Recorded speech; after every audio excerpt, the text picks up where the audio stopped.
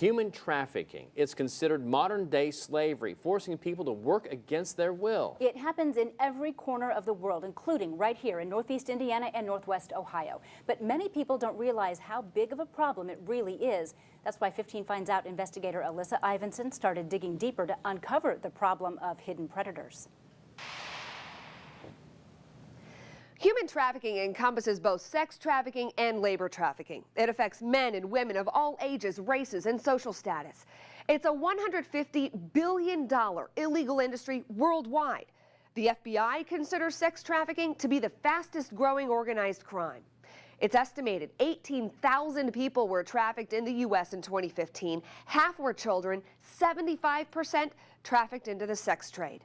In Indiana last year, nearly 200 cases of underage sex trafficking were reported to one service provider alone. On any given day, hundreds of children are being advertised for sex online in just 10 Indiana cities.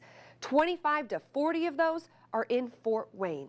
The numbers can be staggering, but stopping human trafficking starts with acknowledging that it's happening here, and it's happening now. It's here, just people don't notice it. We see it on a regular basis. Fort Wayne, Indiana shocked me.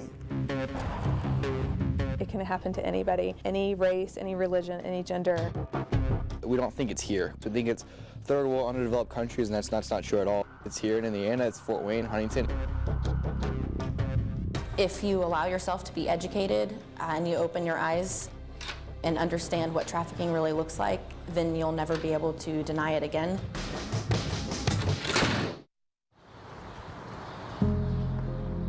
Last year, the Fort Wayne Police Department investigated 15 cases of sex trafficking. 11 victims in those cases, 23 people arrested.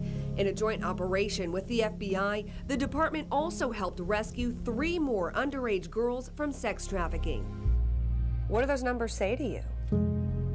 I think it's surprising, and also that it's probably something that's even bigger than what we even realize. Probably just really the tip of the iceberg. Our numbers on human trafficking are probably well under what they really are because we don't really know. How big a problem is human trafficking in Northeast Indiana? It's one of our largest, fastest growing crimes. The one thing that our investigators are finding is that gangs are now realizing that they can sell a drug once, but they can sell a child 3 or 4 times in a day. Not all, but most sex trafficking involves women or girls forced into prostitution or pornography. We have a lot of local pimps that live right here in Fort Wayne.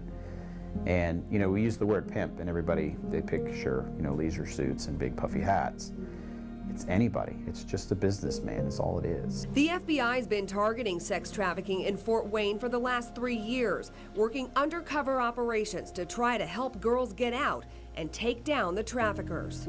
I can guarantee there is no hotel in Fort Wayne that we have not been to or had an operation in. It'll happen everywhere and anywhere. At the beginning of last year, over the course of a month, we started working into 4 different cases of human trafficking. So in the span of 3 months, we had 8 girls that we were dealing with, and they were all underage. It can start many different ways. Girls often groomed over social media. Traffickers make them feel special and wanted, will even buy dinners and presents. And then all of a sudden, hey, you've got to do this for me. And then when she doesn't, he either beats her or has somebody else beat her. And then she's so afraid for her life that she doesn't really have an option. And some women, it's very difficult for them to get out of that. You know, they will find ways to manipulate you and brainwash you into thinking that you're the girlfriend, you're more important than the other girls, this is just how it is. Using other girls to say, hey, I've been doing this for X number of years, it's really not that big a deal. One Fort Wayne case involved a teenager who ran away from home. She put on Facebook she needed a ride. Within 6 hours of getting picked up, she was prostituting. Prostituted with 3 people until they met with us when we finally were able to stop it, and we got on it quickly. I mean, it was that next morning we saw it and we acted on it. As fast as we saw those pictures, we thought, she's underage, we need to get her like now. So we were the first date for the morning, so we stopped it quickly. How misunderstood is sex trafficking?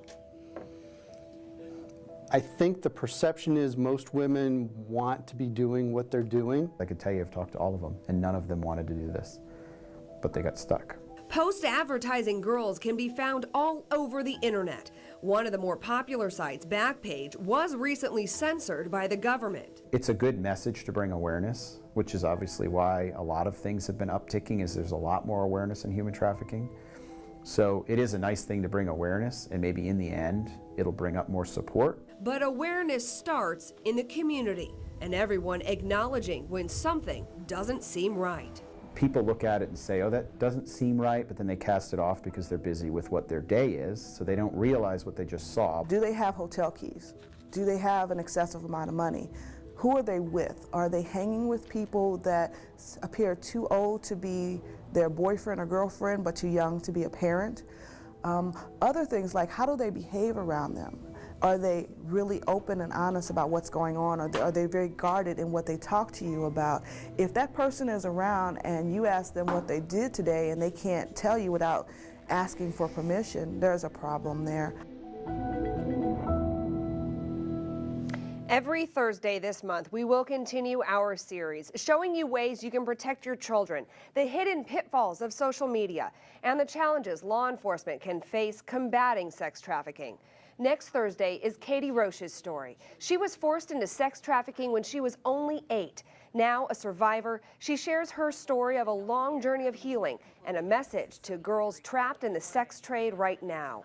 Now, if you think you've seen sex trafficking, or if you're in a situation now and you need help, here's the number to call. The free national hotline is 888-373-7888. You can also call your local police. And right now on WANE.com, we also have a list of resources for you, warning signs and red flags, so you can spot human trafficking and try to stop it. One of those things you think can't happen here, but it does. It does every day in every city in America. All right, thank you, Alyssa. Good evening. Thank you for joining us here on WANE.com for our special panel discussion on human trafficking. I'm 15 Finds Out investigator Alyssa Ivinson. Now, for the last month, our series Hidden Predators, we've been showing you how big of a problem human trafficking is in our country right now and right here in Northeast Indiana and Northwest Ohio. But we also wanted to give you a chance to join the conversation and ask the questions you might have. That's why we've gathered a panel of experts to expand the discussion. Now, there are several ways that you can submit your questions and join the conversation tonight. There's a form on WANE.com, or you can use Facebook or Twitter and use the hashtag Hidden Predators. You can also text WANE followed by your question to 36729. Now, you can read full bios of all of our panelists right now on WANE.com, but we'll do some quick introductions. From the Fort Wayne Police Department, we have Captain Kevin Hunter with the Vice and Narcotics Department, Sergeant Cesar De Jesus, the Supervisor of Crimes Against Persons, Sex Crimes, and Internet Crimes Against Children. Chelsea Shelburne is a regional coordinator for the Indiana Trafficking Victim Assistance Program. And Corbin Landrum is a senior at Huntington North High School, where he participated in a big project on sex trafficking and has become a little bit of an expert himself. So thank you guys so much all for joining us tonight. Let's kind of just start with a little bit of a scene center. Captain Hunter, can you just give us the scope of human trafficking, sex trafficking in our area? Human trafficking is a huge problem in this area, and honestly, I think we've just scratched the surface on this issue. Women are being trafficked over the internet on a regular basis, some of them against their will, and anytime we can find out those cases, we try to intervene and help those victims. And you mentioned trafficking on the internet. You know, a lot of these cases are being underreported. Absolutely. Yes. We see it on a regular basis. When we do see a case, we do try to intervene. Sometimes we're successful, sometimes we're not. And a lot of the numbers are very contradictory. We have one graphic where, from one source, estimated 18,000 people trafficked in the U.S. in 2015, half of those children, 75% in the sex trade. You've seen some other numbers where they're in the hundreds of thousands across the country. I mean, Chelsea, what's your sense of how these numbers are playing out? The numbers are really tricky for the reason that you mentioned earlier, that it's really underreported. And it's only recently that we've started to understand exactly what trafficking might look like. And then, therefore, it's only recently we've been really identifying those victims.